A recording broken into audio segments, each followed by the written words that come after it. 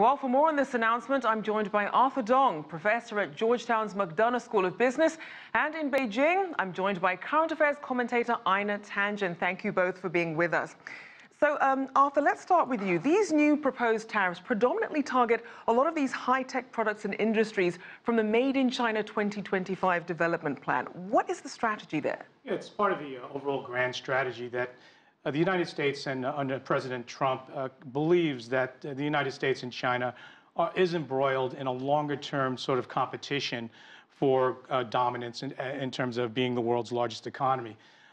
We all understand that China's next phase of economic development will shift from being a workplace or a factory floor where cheap labor is combined with inputs to make all manner of consumer goods.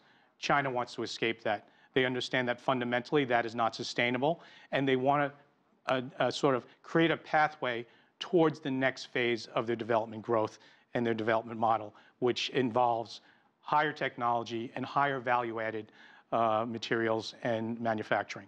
Now, Einar, we did see that there were other products on this list. It wasn't just high-tech ones, but also some of these lower-tech ones. But perhaps they could have a big impact either economically or politically. What's the thinking there? Well, I don't know that it's about thinking. I think Donald Trump has traded the short term for the long term. What you see here is just a laundry list of things that he thinks he can use. The bigger the better. I mean, 1,300 items, you're kidding me.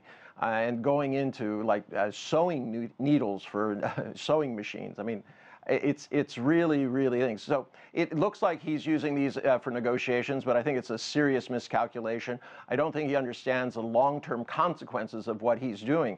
Already, India has been signaling a new warmth with China, especially on economic issues. Same with Japan in terms of their interest in the Belt and Road Initiative.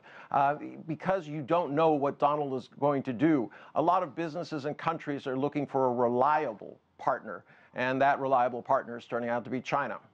And certainly a lot of spillover. We know that China already said it would retaliate once these 301 tariffs were announced this week. So how should China and these industries that are most exposed to these tariffs be preparing for the potential fallout as things escalate? Yeah, if this trade negotiation and we start to see significant fallout, and if it looks like this is going to be more longer term in duration, you're going to see a shift in strategy on the part of Chinese corporates.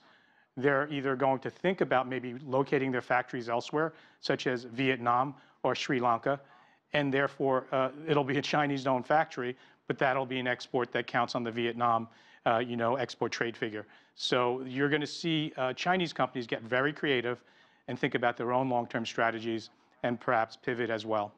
And Einar, what's your take on that? How this really could affect the global trade picture as the U.S. takes this more protectionist stance and takes this more unilateral action? Well, globally, I mean, there's a couple of things. The U.S. is shooting itself in the foot. Economic growth is going to go down at least a point because of this, because of the uncertainty. Who wants to invest when they don't know what's going to happen?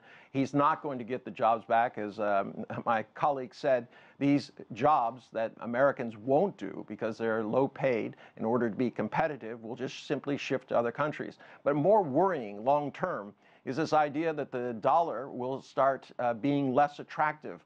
And this could lead to serious consequences for the U.S. over the long term if trade in dollars, which has sustained the U.S. economy for many years, is withdrawn in favor of other currencies, perhaps even the yuan.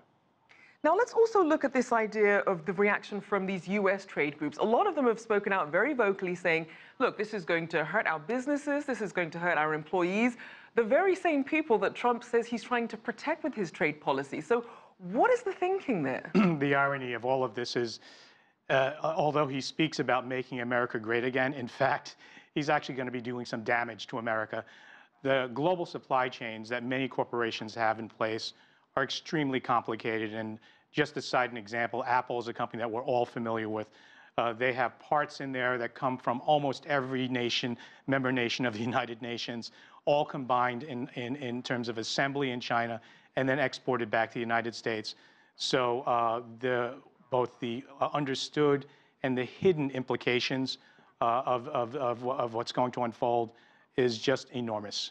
And to that point about the global supply chain, what does this mean then? Because a lot of the calculations that they use when they were thinking about these tariffs included intermediate goods, where you have a lot of countries in the supply chain, but it's China that basically gets the blame for the export product. Why is that important to keep in mind?